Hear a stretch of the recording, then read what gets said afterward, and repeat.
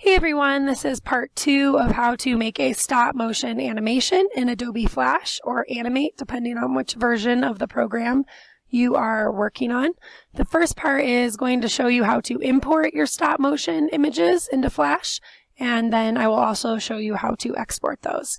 What would be helpful is to go into your resized images. Again, those are in your Google Drive file stream. And so just navigate your way to the Space Settlement Video Project folder into your stop motion practice. And then I used my pictures from day 1. So we do not want to look at these anymore because those are the originals. What we want to focus on are the resized and renumbered images. So I'm going to go into that folder and I'm going to click on the first one.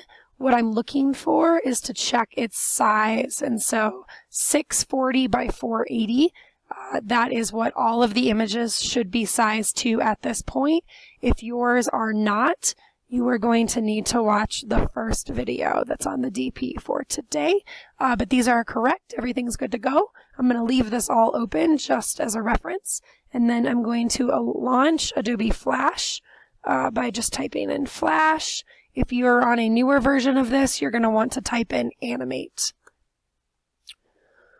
While that launches, I just want to remind you this is a practice. Anything that you don't like about this project, that's actually great. Try to avoid that in your final project when you do this for your space settlement project.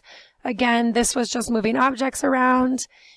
You know, you could photograph anything from words, data charts, drawings. You can literally animate any series of photos. So I'm going to go full screen because it is less distracting. And we always want to go to Create New. ActionScript 3.0. Your screen might look a little bit different than mine, but this is what we're looking for. Flash file ActionScript 3.0. You're going to click on that, and you'll see that you end up with a white rectangle. However, immediately going to properties, we see that this is the incorrect size. Again, we are looking for 640 by 480 so that when we export these, we don't have anything cut off, cropped, or white space around our images unless we want it there. But for this general purpose, let's go in and do it correctly. So up here, you see a Modify tab. And we want to go to Modify Document. Yes, you could edit it here, but let's do it the correct way under the Modify tab.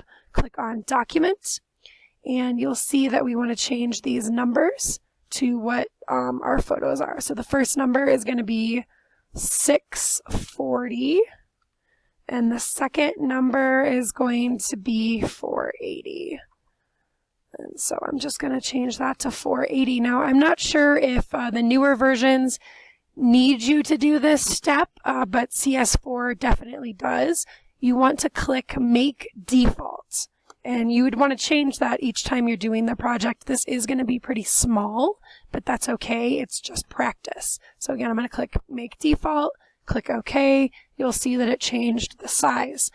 However, if I try to import the pictures now, it's going to put them off center, they won't fit, and then I'd have to move quite a bit. So I'm going to close this. I'm not going to save it. I'm going to create another new Flash file, ActionScript 3.0, and this time it is the correct size so that when I place my images in here, it should place them directly in the center and not off screen. So now it's pretty simple. We're going to go to File, Import, Import to Stage, not Library. That has a use and a place, but not in this particular lesson.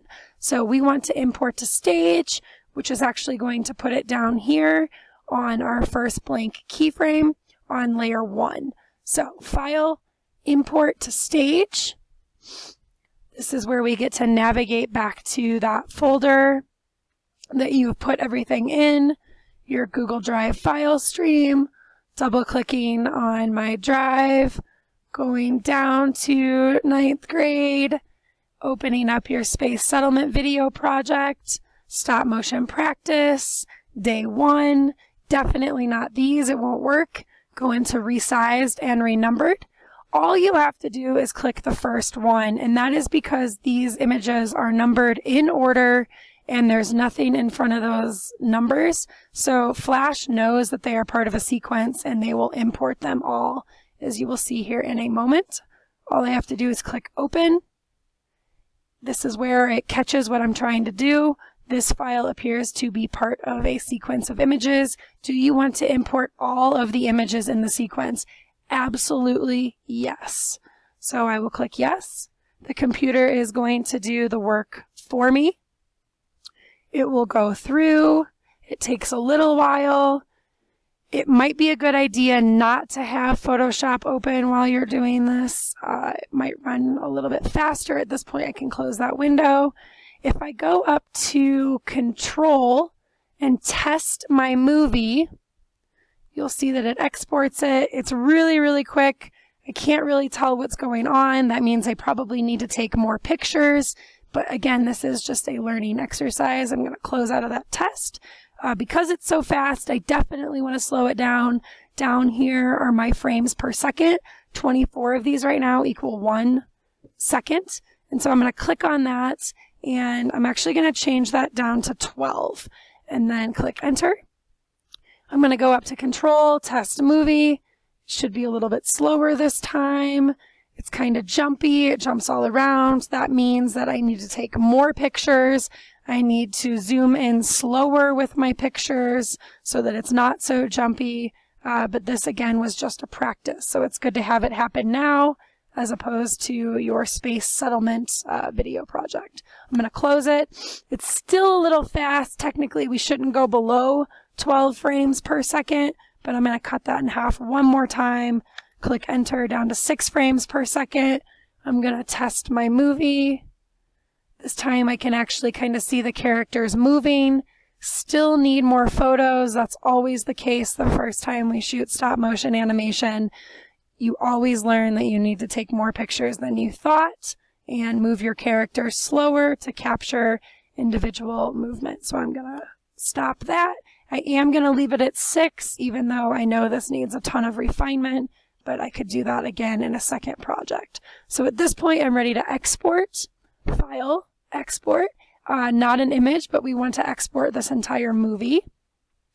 And again, it would make sense to put this in the Google Drive file stream into 9th grade space settlement video project, stop motion practice. I am going to put it in day 1 because it is part of this sequence. So I'm going to delete the entire file name. I'm going to call it day 1 practice and animation. I'm going to leave it as an SWF file. Let's actually make sure that this says day 1 practice. I'm going to save it. I'm also going to export it again, this time as an AVI file so that I could put it into Windows Movie Maker. If you're working on a PC, you're going to want to save it as an AVI. And again, I would call it the same thing, day 1 practice animation. I don't want it to say .swf. Windows AVI for Windows, and then right here you can see that it's not matching the size that it should. So you're going to want to pay attention to that when you export as AVI. And so again, if you forget that number, it's okay. We can quickly look at that in the folder itself by going in, looking at those pictures, clicking on it and seeing it here. So 640 by 480. 640 by 480. It changed it for me, 24-bit. This is great. You could compress it or not. It's pretty small. We probably don't need to. There's no sound, so we disable. We would want to add sound in Windows Movie Maker or iMovie at this point. So we'll click OK. It's going to export it. Before I close out, I want to save this. Exporting turns it into a video, but saving it keeps it as a project. It keeps it as your frames. And so at this point, I do want to save the project.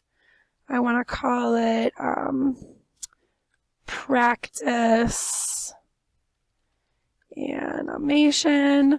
make sure you put it in that Google Drive. Again, I would put it in the folder where those images already exist in day 1. You don't need to put it in resized and renumbered, just so that all of this is with your day 1 or day 2 if you're using those photos instead. So I'm going to go ahead and save the project in there. I'm going to look in the folder day 1 to make sure I have everything I thought I just made. So I have my original pictures, I have my resized and renumbered, I have my AVI file, and I have my SWF file. The SWF file will nicely go onto Weebly. The AVI file will go into Windows Movie Maker or any video editing software on a PC.